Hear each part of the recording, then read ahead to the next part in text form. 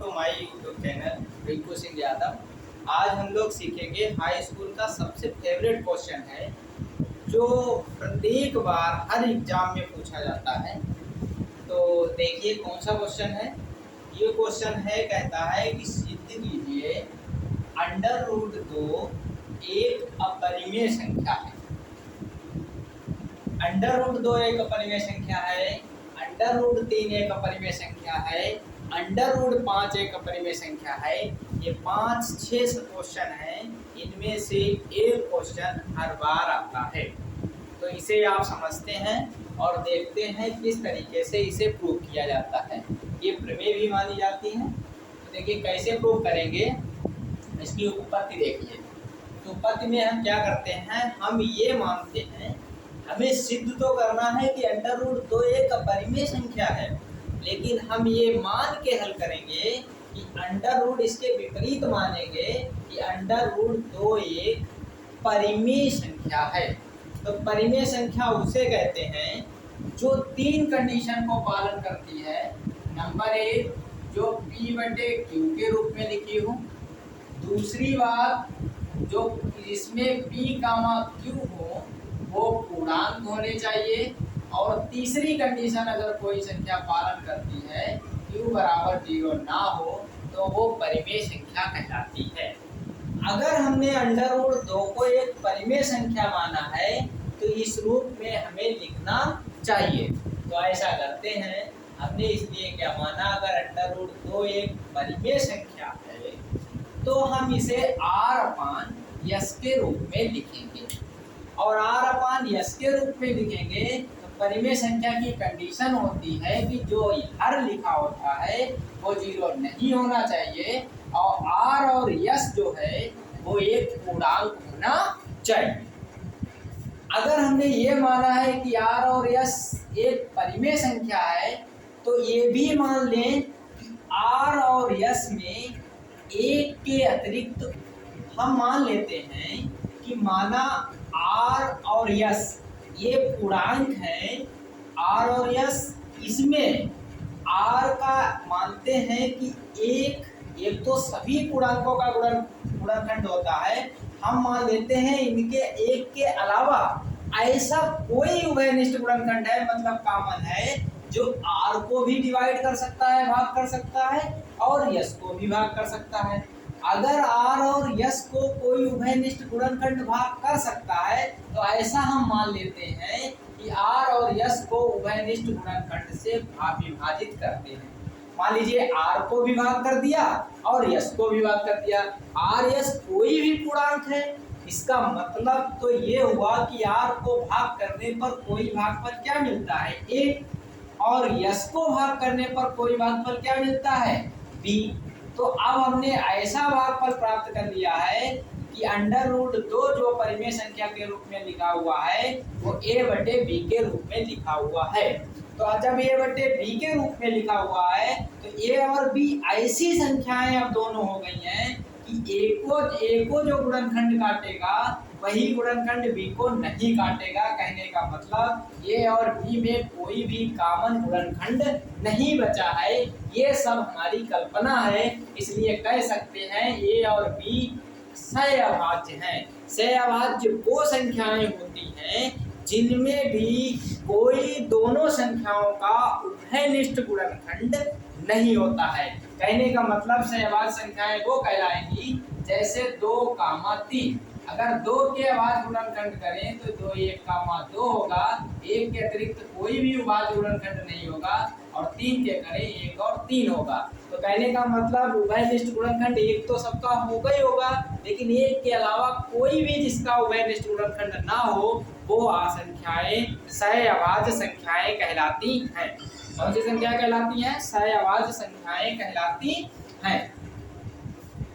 अतः अब क्या करते हैं, देखिए ये बटे में लिखा हुआ है तो ये बराबर के उधर जाएगा तो ये गुणे में चला जाएगा। तो इसलिए हम इसे लिख देंगे B/√2 बराबर कितना हो जाएगा, A हो जाएगा। अब क्या करेंगे, दोनों पक्षों में वर्ग करेंगे। जब दोनों पक्षों में वर्ग करेंगे तो B/√2 का स्क्वायर हो जाएगा ए स्क्वायर हो जाएगा। अब देखिए बी का स्क्वायर अलग होगा और अंडर रूट 2 का स्क्वायर अलग होगा, बराबर क्या आ जाएगा, ए स्क्वायर आ जाएगा। देखिए बी का स्क्वायर तो बी स्क्वायर ही रहेगा, अंडर रूट 2 के स्क्वायर से अंडर रूट कैंसिल हो जाएगा, तो 2b स्क्वायर बराबर ए स्क्वायर हो जाएगा। देखिए ए स्क्वायर बराबर लिखा है 2 इंटू बी स्क्वायर, इसका मतलब ए स्क्वायर का 2 और बी स्क्वायर जो है गुणनखंड है।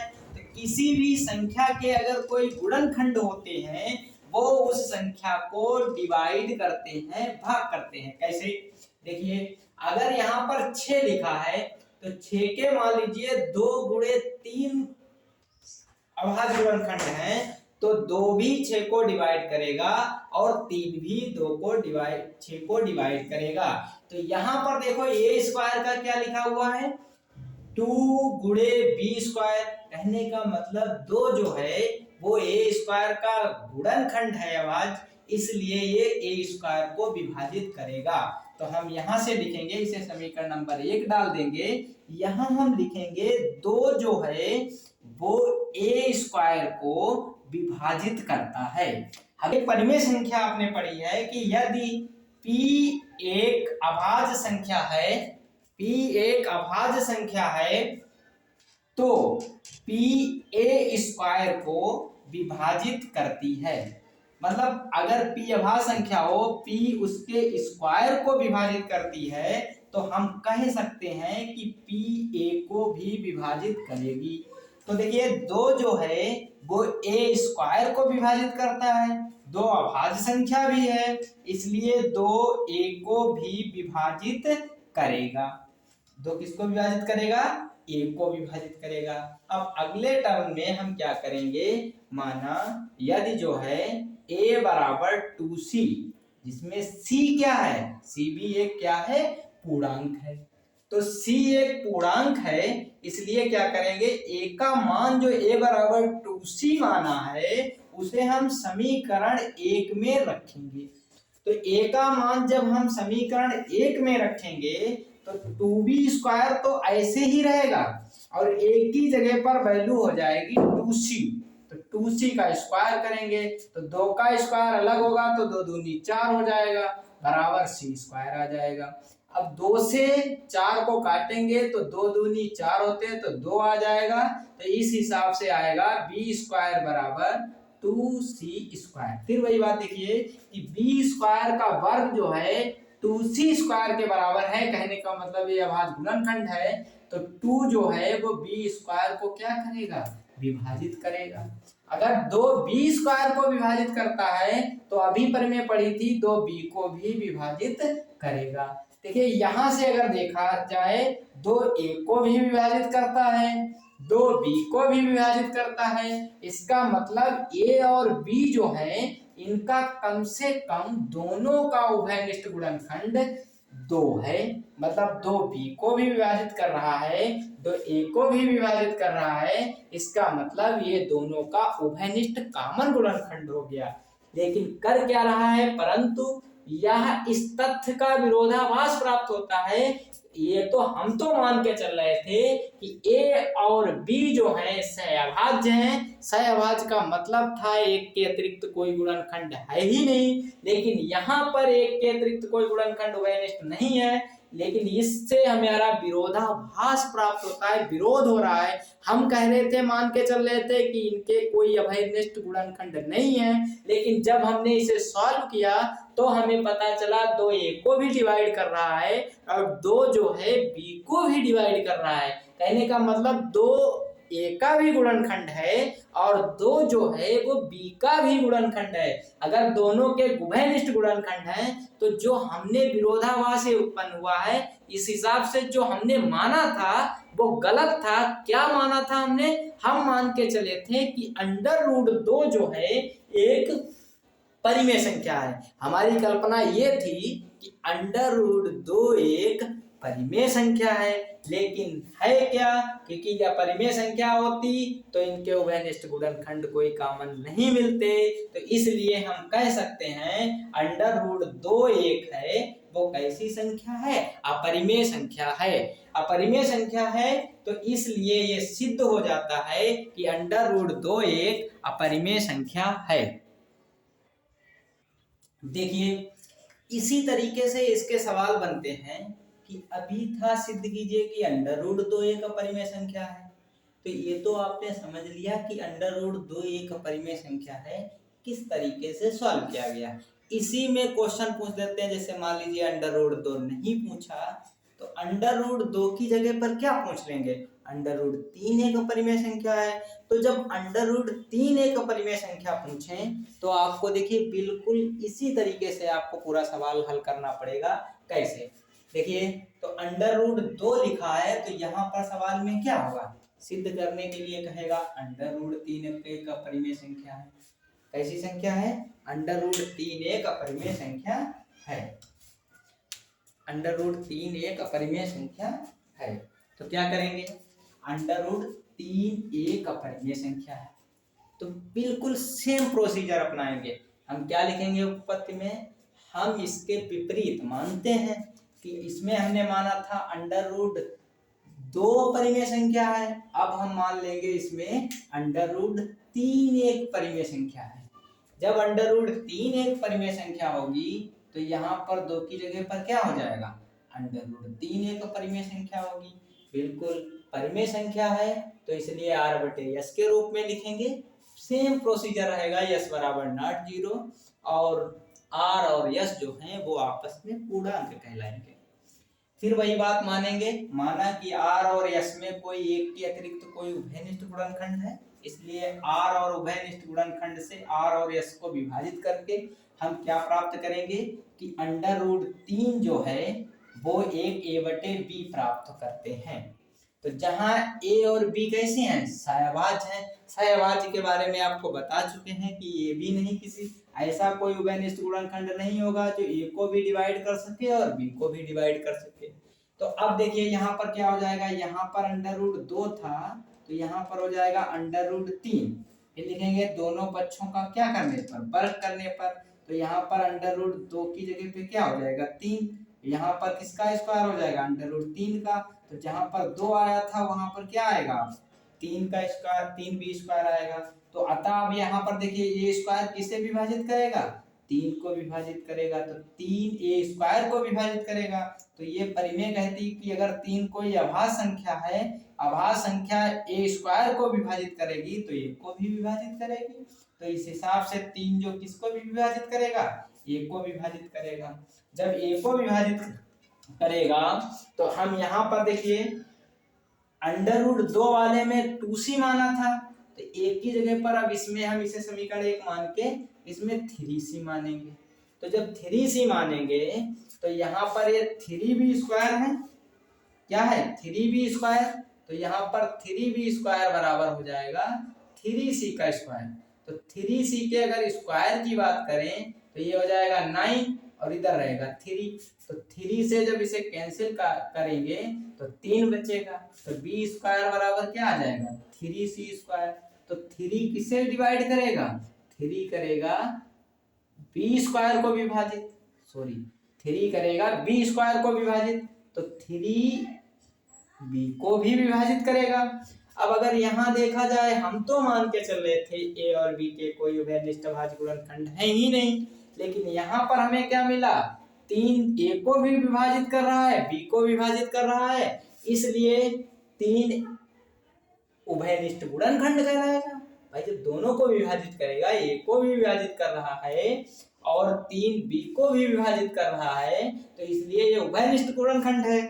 हमने जो माना था कि ये सहभाज्य गुणनखंड है, हमारे इस तथ्य का ये क्या कर रहा है, विरोधाभास प्राप्त हो रहा है।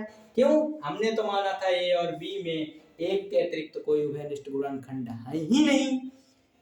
इस विरोधाभास के कारण जो हमारी कल्पना थी वो क्या हो गई, गलत हो गई। जब हमारी कल्पना गलत हो गई कि √3 एक परिमेय संख्या है, तो इससे निष्कर्ष ये निकला है कि √3 जो है वो एक कैसी संख्या है, एक अपरिमेय संख्या है। यही हमें सिद्ध करना था। इसलिए पहले वाले क्वेश्चन में हमने प्रूव किया था अंडर रूट 3 एक परिमेय संख्या है, इस बार 2 एक अपरिमेय संख्या है। इस वाले क्वेश्चन में हमने प्रूव किया है अंडर रूट 3 एक परिमेय संख्या अपरिमेय संख्या है, अपरिमेय संख्या है। देखिए अब अंडर रूट 2 अपरिमेय संख्या हम सिद्ध कर चुके हैं, अंडर रूट 3 अपरिमेय संख्या सिद्ध कर चुके हैं। इसके बाद आप लोगों के मन में ये भी आएगा कि क्या अंडर रूट 4 अपरिमेय संख्या नहीं प्रूव करने के लिए आएगा। देखिए अंडर रूट 4 अपरिमेय संख्या होती ही नहीं है। क्यों नहीं होती है? क्योंकि अंडर रूट 4 अगर कहीं पे लिखा है तो हम लोगों ने पढ़ा है 4 का वर्गमूल तो 2 होता है, और 2 के बटे में अगर हम 1 लिख देंगे तो वो परिमेय संख्या हो जाएगी। तो उसे क्यों आपसे प्रूफ करवाएगा कि अंडर रूट 2 एक अपरिमेय संख्या है? तो इस अंडर रूट 4 एक अपरिमेय संख्या है, तो ये अंडर रूट 4 अपरिमेय संख्या प्रूफ करने के लिए आपकी कक्षा 10 में नहीं आएगा। तो इसलिए क्या करते हैं, अंडर रूट 4 के बाद अंडर रूट 5 का वर्गमूल नहीं निकलता है। तो हो सकता है वो आपसे पूछ दे कि अंडर सिद्ध कीजिए कि अंडर रूट 5 एक अपरिमेय संख्या है। तो आपको कुछ नहीं करना है, तो अंडर रूट 5 के लिए आपको क्या करना है, यहाँ पर जैसे अंडर रूट 3 था वैसे ही अंडर रूट 5 होगा। हम इसका जस्ट उल्टा वैसे मानेंगे कि अंडर रूट 5 एक अपरिमेय संख्या है। जहां जहां 3 है यहाँ 5 कर देंगे, फिर यहाँ भी 5 कर देंगे। और सहअभाज्य का मतलब बता ही चुके हैं, सहअभाज्य ए और बी कोई भी संख्या है तो उसके उभयनिष्ठ कहने का मतलब है ए को भी और बी को भी किसी से भाग करेंगे, ये ना ए कटेगा ना बी कटेगा, मतलब किसी भी संख्या से दोनों में भाग करेंगे, अगर नहीं कटेगा तो वो संख्याएं सहअभाज्य संख्याएं कहलाती हैं। तो इस हिसाब से हम अंडर रूट 3 की जगह पर फिर 5 करेंगे, फिर 5 यहाँ पर अंडर रूट 5 का स्क्वायर आ जाएगा, 5 भी स्क्वायर आ जाएगा, सेम बिल्कुल पोजीशन होगा। यहाँ पर एक ही जगह पर इसमें 3c माना था, अंडर रूट 2 वाले में 2c माना था, अंडर रूट 5 वाले में आप क्या करेंगे 5c मानेंगे। और इसी तरीके से अगर अंडर रूट 7 की बात करें तो इसमें हर जगह पर 7 मान लेंगे। अगर अंडर रूट 11 परिमेय संख्या सिद्ध करने के लिए पूछी जाए तो यहाँ जहां जहां अंडर रूट 3 है वहां वहां अंडर रूट 11 कर देंगे। और बिल्कुल ये ऐसे ही इसी तरीके से आपको प्रूव करना है। और जितने भी क्वेश्चन आते हैं वो अंडर रूट 3 अपरिमेय संख्या वाले प्रूव करने के लिए, अंडर रूट 2 अपरिमेय संख्या प्रूव करने वाले, देखिए इतने प्रकार के सवाल एक ही सवाल में हो जाएंगे। एक तो अंडर रूट 2 कहेगा, या अंडर रूट 3 कहेगा, या अंडर रूट 5 कहेगा, या अंडर रूट 7 कहेगा, और या अंडर रूट 11 कहेगा, या अंडर रूट 13 कहेगा, किसी का भी कहे। इसी प्रकार से आप सभी प्रश्नों को हल कर देंगे, सभी परिमेय को हल कर देंगे, और आपका ये 2 नंबर आपके बोर्ड के एग्जाम में बिल्कुल कंफर्म हो जाएंगे, कहीं से आपके नहीं जाएंगे।